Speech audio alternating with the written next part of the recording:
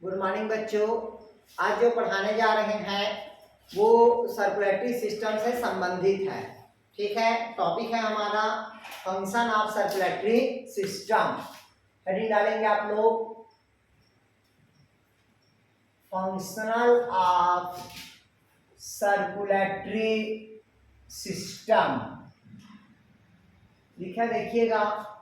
कहता है परिसंचरण तंत्र का कार्य, मतलब जो सर्कुलेटरी सिस्टम में क्या क्या कार्य करता है। तो पहला होता है गैसों का एक्सचेंज, मतलब कहता है ट्रांसपोर्ट ऑफ रेस्पिरेटरी गैसेस।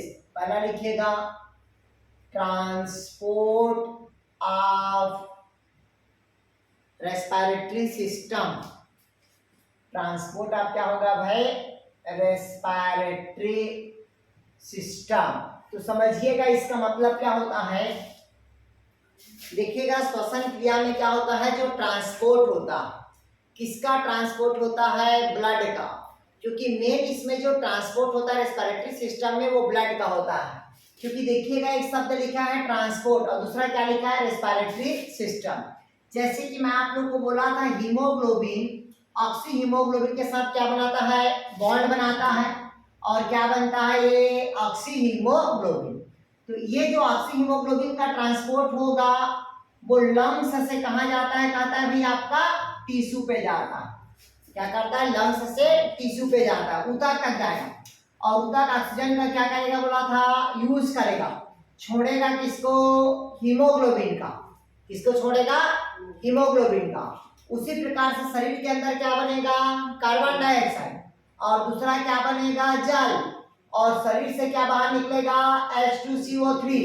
अब पुनः H2CO3 से हाइड्रोजन क्या हो जाएगा, अलग हो जाएगा और बाइकार्बोनेट बनेगा।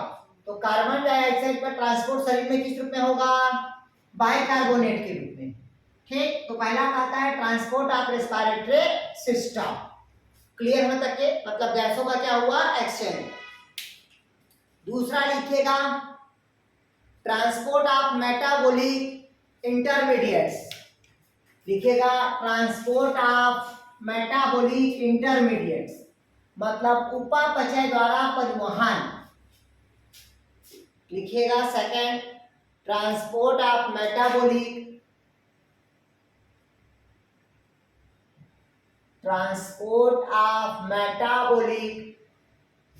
इंटरमीडिएटली।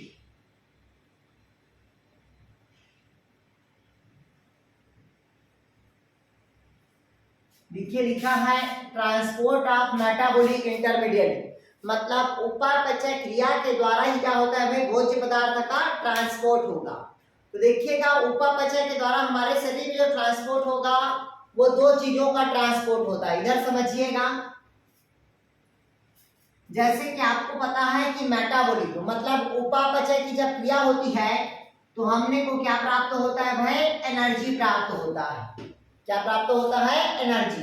तो जो एनर्जी का ट्रांसपोर्ट होगा एक सेल से दूसरे सेल पे क्या होगा, आपका ट्रांसफर होगा। तो उसका भी क्या हुआ, ट्रांसपोर्ट हुआ। दूसरा उसी प्रकार से जब हमारे शरीर पे जब हम तेजी से दौड़ते रहते हैं तो दौड़ते हैं तो हमारे शरीर पे ऑक्सीजन की क्या होती है, कमी होती है। जब ऑक्सीजन की कमी होती है तो मसल्स में मतलब मस्कुलर सिस्टम में लैक्टिक एसिड का जमा होता है। किसका जमा होता है, लैक्टिक एसिड का जमा होता है। तो लैक्टिक एसिड का जब जमा होता है तो हमारी मांसपेशी में क्या होगा, थकान होगा। तो इस थकान को दूर करने के लिए वहां पास क्या प्रोवाइड होता है, एनर्जी, और दूसरा ऑक्सीजन का क्या होगा, ट्रांसपोर्ट होगा। तब हम इसे क्या कहते हैं, ट्रांसपोर्ट ऑफ मेटाबॉलिक इंटरमीडिएट, मतलब उपापचय के दौरान भी क्या होता है भाई, परिवहन का प्रोसेस होता है। आया अंजना, कमलेश, रेखा, शिव, संजीव।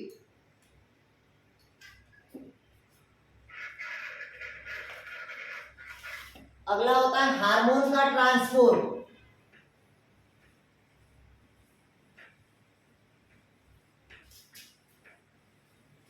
अगला पॉइंट लिखिएगा हार्मोन का ट्रांसपोर्ट।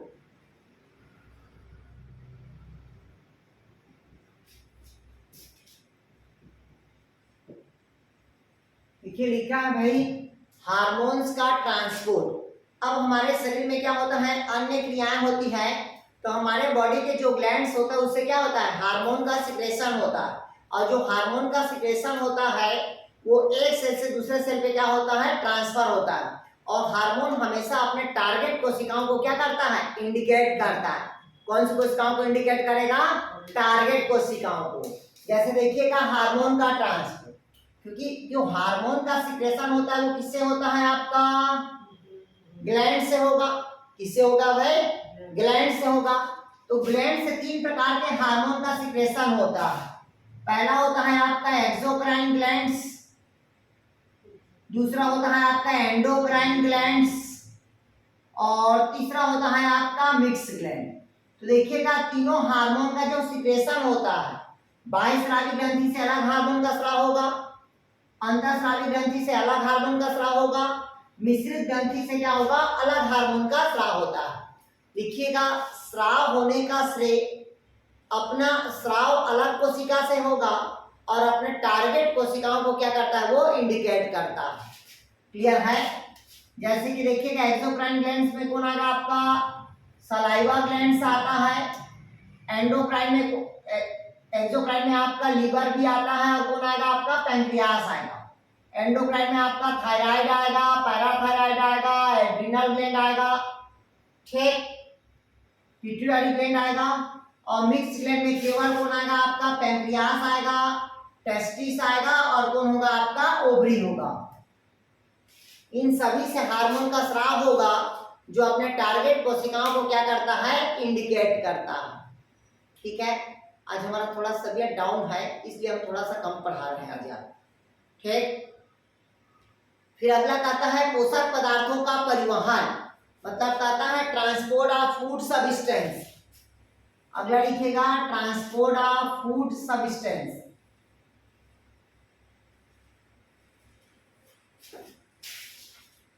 लिखेगा ट्रांसपोर्ट ऑफ फूड सब्सटेंस।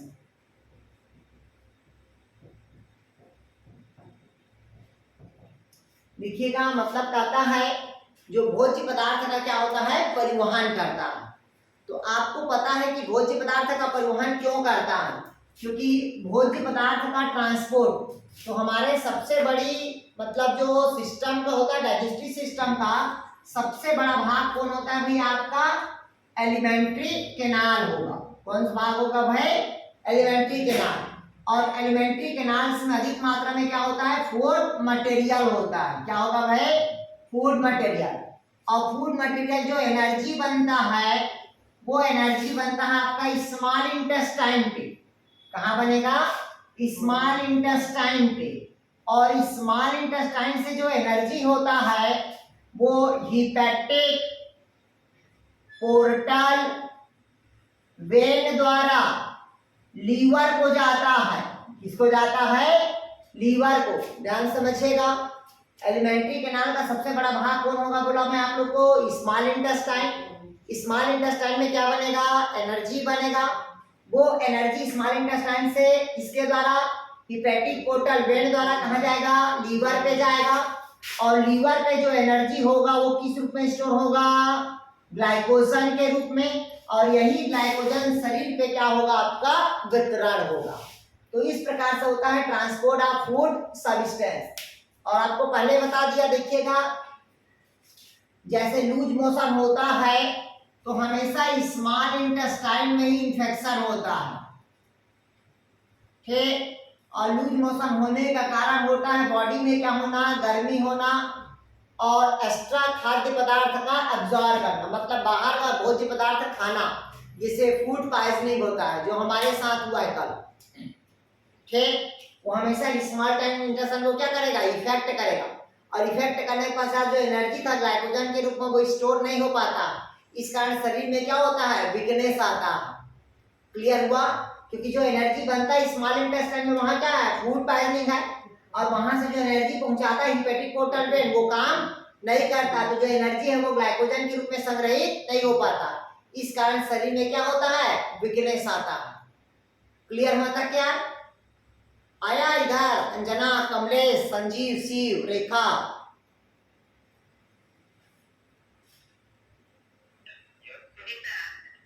ठीक। अब अगला लिखेगा उत्सर्जी पदार्थों का परिवहन, ट्रांसपोर्ट ऑफ एक्सक्रेटरी सिस्टम।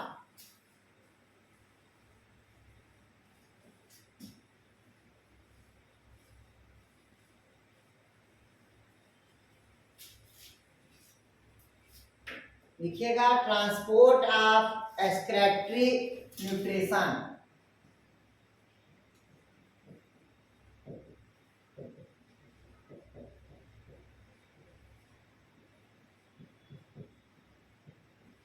देखिएगा ट्रांसपोर्ट ऑफ एक्सक्रेटरी न्यूट्रिएंट या एक्सक्रेटरी सिस्टम मतलब परिवहन तंत्र में उत्सर्जन भी क्या होता है, कार्य होता है।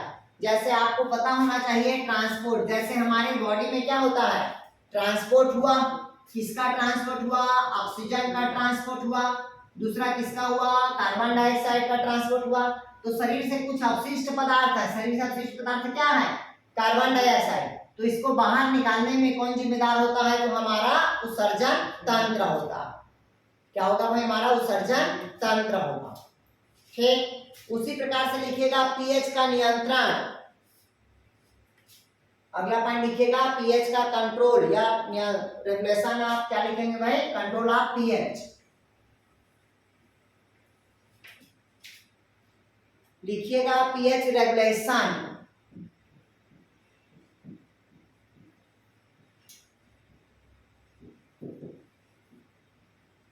क्या लिखेंगे भाई, पीएच रेगुलेशन। इधर समझिएगा पीएच रेगुलेशन क्या होता है। आपको पूरे पता है, पूरे बॉडी में जो पीएच को नियंत्रण करने वाला केवल हमारे शरीर में कोई और नहीं होता, केवल कौन होता है, ब्लड होता है। हमारे शरीर को जो पीएच को नियंत्रण करने वाला कौन होगा, ब्लड होगा, क्योंकि ब्लड का पीएच कितना होता है, 7.4 होता है।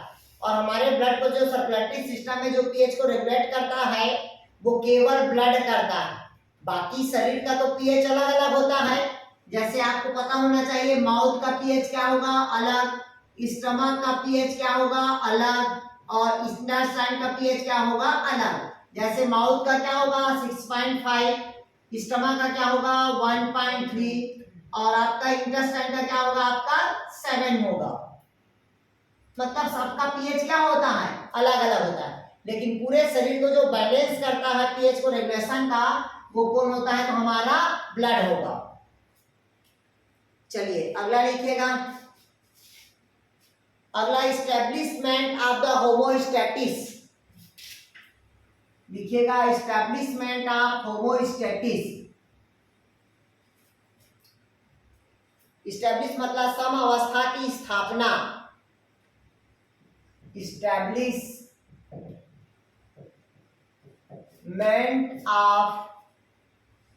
establishment of the homostatic।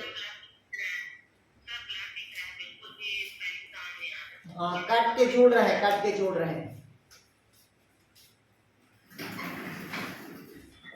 हमारा मन ही नहीं कर रहा, फीलिंग नहीं आ रहा।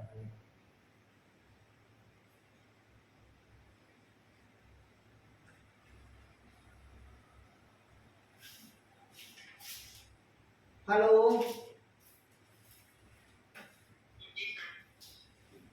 अब दिख रहा है क्या कि कल पढ़ाया क्या यार, हमको वीकनेस आ रहा है यार।